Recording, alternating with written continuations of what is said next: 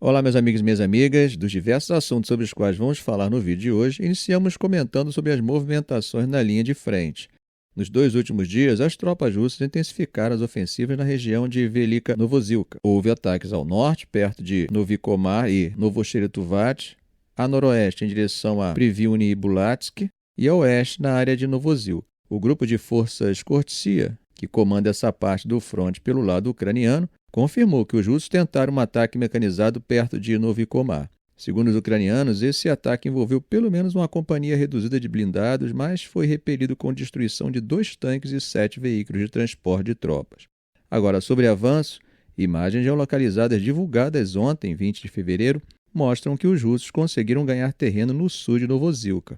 Ou seja, gente, enquanto rolam os debates sobre apoio militar ou acordos de paz, no campo de batalha a situação continua ativa. Agora, já no núcleo da política, gente, mais um sinal de que Washington está mudando completamente a abordagem em relação à guerra. Os Estados Unidos estão se recusando a incluir a expressão agressão russa no comunicado do G7 que chama a atenção para o aniversário de 3 anos do início da guerra em fevereiro de 2022. Essa mudança de tom está gerando atrito com os aliados ocidentais que sempre usaram esse tipo de linguagem nos comunicados do grupo desde 2022.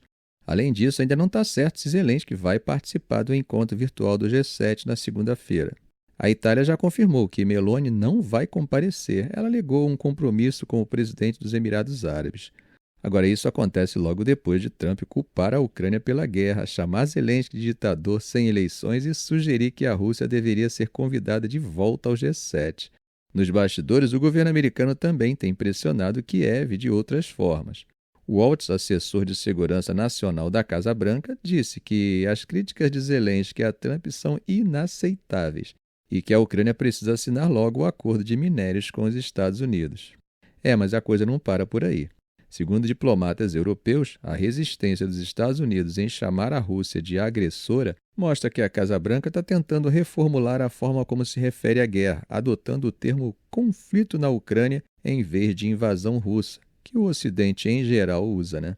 Isso já apareceu até em documentos do Departamento de Estado, incluindo um comunicado recente sobre o encontro entre Rubio e Lavrov na Arábia Saudita. Bom, gente, como vocês sabem, Trump quer que Kiev aceite um acordo que daria aos Estados Unidos direito sobre metade das reservas de terras raras da Ucrânia, como compensação pela ajuda militar e financeira enviada nos últimos 3 anos. Zelensky recusou essa proposta e agora está sendo cada vez mais pressionado a voltar à mesa. Bom, até mesmo os valores alegados por Trump, de que a Ucrânia teria recebido 500 bilhões de dólares dos Estados Unidos, está sendo questionado por Zelensky. Watts disse que Trump está muito frustrado com a falta de reconhecimento por parte de Zelensky e deixou claro que Washington espera que Kiev aceite a negociação. Johnson, presidente da Câmara dos Deputados dos Estados Unidos, foi ainda mais direto. Disse que não há nenhum apetite no Congresso para aprovar mais dinheiro para a Ucrânia e que a guerra precisa acabar. Para completar, Elon Musk, que estava meio fora dessa discussão e que, como sabemos, tem influência forte dentro do governo Trump, entrou no debate e atacou Zelensky, repetindo a ideia de que ele se recusa a fazer eleições porque seria desprezado pelo próprio povo. Claro que na Europa os líderes estão tentando entender como reagir a essa reviravolta dos Estados Unidos. Macron disse que vai se encontrar com Trump em breve para discutir a situação e que pretende avisá-lo que ser fraco com Putin pode comprometer a credibilidade dos Estados Unidos em outras disputas, como com a China. Ele também defendeu Zelensky, lembrando que ele foi eleito legitimamente e que, com o país em guerra, é impossível organizar eleições de forma justa. Agora, Meloni parece estar numa posição bem complicada. Ela tem sido uma defensora firme da Ucrânia, mas também foi a única líder europeia a ir na posse de Trump. Há relatos de execuções, sequestros e desaparecimentos forçados.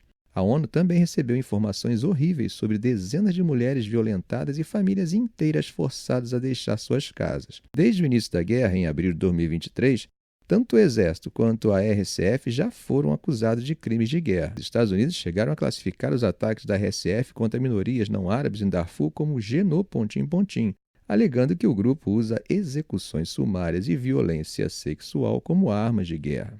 O conflito já matou dezenas de milhares de pessoas. E, gente, preste atenção a esses números. Deslocou mais de 12 milhões e, segundo o Comitê Internacional de Resgate, gerou uma crise humanitária sem precedentes. O estado do Nilo Branco virou um campo de batalha entre duas forças. O exército controla o sul, onde fica a capital estadual Rabaque, além de duas grandes cidades e uma base militar importante. Já o RSF domina o norte, que inclui as vilas atacadas agora. Com a intensificação dos combates, os militares tentaram retomar o controle total da cidade, e a RSF responde aumentando a violência. A situação é tão caótica, gente, que nem dá para ter um número exato de mortos. Médicos que tentam ajudar na região dizem que ainda há corpos espalhados pelas ruas e dentro das casas, e ninguém consegue chegar até eles. E não é só no Nilo Branco que os massacres continuam. Em Khartoum, os militares foram acusados de atacar civis no leste da cidade, dias depois de a RSF matar 6 pessoas na mesma área. A rede de advogados que acompanha o conflito disse que moradores do distrito de East Nile, suspeitos de colaborar com os paramilitares, foram vítimas de execuções, desaparecimentos e prisões arbitrárias. A Unicef também alertou que crianças estão presas num pesadelo vivo em meio a tiroteios, saques e deslocamentos forçados. Há relatos de famílias separadas e crianças sequestradas e abusadas. O Escritório de Direitos Humanos das Nações Unidas afirmou que a impunidade só faz com que os abusos continuem e que os ataques deliberados contra civis provam que nenhuma das partes respeita as leis internacionais de guerra. Enquanto isso, em Darfur, a RSF segue atacando El Fasher, a única capital regional que ainda não controla. A ONU quer que o embargo de armas ao Sudão, que hoje se aplica só a Darfur, seja ampliado para o país inteiro e que a Corte Penal Internacional passe a ter jurisdição sobre todo o território. Que situação terrível, né? Pois é, gente, dando agora um pulinho na Ásia, a movimentação naval chinesa perto da Austrália gerou mais uma onda de tensão. 3 navios da Marinha Chinesa, conhecidos como o Grupo Tarefa 107, comunicaram ao governo australiano que fariam um exercício de fogo real, algo que pegou o alto comando militar de surpresa. O problema é que, segundo relatos, os navios mudaram de formação, colocaram um alvo na água e depois recolheram, mas sem disparar. Tudo indicava que a simulação envolvia tiro real, mas sem nenhum projétil visível. Um navio da Nova Zelândia acompanhou a operação de perto e registrou os movimentos. Claro que o governo australiano pediu explicações para Pequim, tanto em Canberra quanto em Pequim, para entender o que exatamente aconteceu e se novos exercícios estão planejados. Já a oposição acusou o governo australiano de ser fraco e permitir que a China use a tal diplomacia de canhão na região. Penny Wong, que está na África do Sul para o G20, disse que a Austrália já está discutindo o caso com Pequim e que os militares seguem monitorando os chineses de perto. A Autoridade de Aviação Civil da Austrália também emitiu alertas para pilotos na área e mantém uma zona de segurança no espaço aéreo próximo aos navios chineses. Bom, gente, não sei se vocês lembram, mas recentemente um caça chinês soltou sinalizadores na frente de um navio militar australiano no Mar do Sul da China, e esse novo episódio acaba reforçando a tensão entre os países. Pequim, por outro lado, segue com seus exercícios navais no Pacífico e não dá sinais de que pretende diminuir esse tipo de atividade. Mudando um pouquinho de assunto, como é que a China está vendo essa atuação dos Estados Unidos junto a Putin? O que temos visto é que eles vêm tentando se equilibrar entre manter a imagem de pacificador e não se indispor com a Rússia. Nos últimos 3 anos, a China tentou se colocar como mediadora da guerra na Ucrânia, fez rodadas de diplomacia com vários países, propôs um plano de paz com o Brasil e até falou em enviar tropas de paz para a Europa. Mas quando os Estados Unidos e a Rússia sentaram para negociar na Arábia Saudita, Xi nem chegou perto dessas conversas. A prioridade de Pequim está clara: recuperar a economia e evitar outra guerra comercial com Washington. Xi já mandou sua equipe estudar a política de tarifas de Trump e preparar respostas caso a Casa Branca aumente as restrições contra a China. E essa posição ficou ainda mais evidente quando Wang Yi, principal diplomata chinês, falou na Conferência de Segurança de Munique. Ele deixou claro que a China não vai cortar as compras de gás da Rússia porque simplesmente não tem outra fonte que garanta esse abastecimento. De fato, o país importa quase 23 bilhões de metros cúbicos de gás russo por ano, e abrir mão disso criaria um problema energético enorme. A estratégia de Pequim tem sido manter um discurso de que quer a paz, mas fazendo críticas às sanções ocidentais contra Moscou. Afinal, a China há muito tempo defende uma abordagem para a guerra, em alguns pontos muito próxima da que Trump vem apresentando e que, como temos visto, vem reforçando o argumento usado por Putin para justificar a guerra. E aqui tem outra questão importante: a reconstrução da Ucrânia. Isso pode fazer com que a China busque algum tipo de vácuo deixado pelos Estados Unidos. Diplomatas europeus disseram que, nos últimos dias, houve uma mudança na postura da China, que agora demonstra mais interesse em dialogar com o bloco. Tanto que Hua Chunying, uma das diplomatas mais experientes do governo chinês, foi enviada para Bruxelas, num movimento visto como tentativa de reforçar os laços com a União Europeia.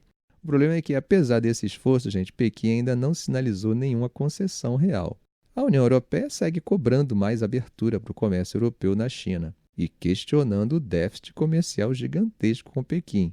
Mas os chineses estão esperando para ver até onde Trump vai levar as tarifas antes de mexer na política comercial. Barkin, consultor do Rodion Group, disse que a China quer evitar ser excluída das conversas sobre o futuro da Ucrânia, mas não está disposta a abrir mão da parceria com Moscou para isso. Segundo ele, Pequim acredita que a Europa está enfraquecida demais no momento para exigir qualquer mudança no comportamento chinês. Um diplomata europeu chegou a dizer que a ideia de que Putin pode se afastar da China por causa de Trump é pura ilusão. Segundo ele, a relação entre Rússia e China já está consolidada num nível que uma ligação de Trump não vai mudar. Mesmo assim, os chineses não querem perder espaço na Europa. Mas, por enquanto, Pequim está jogando no seguro. Mantém as portas abertas para os europeus sem fazer concessões e espera para ver como Trump e Putin vão moldar esse novo cenário. Ficamos por aqui. Se esse vídeo foi útil a você, faça um comentário, compartilhe em suas redes sociais, dê um like. E é claro, se ainda não for inscrito, inscreva-se no canal e ative o sininho para não perder os próximos vídeos. Ok, gente? Um grande abraço do professor Arão Alves.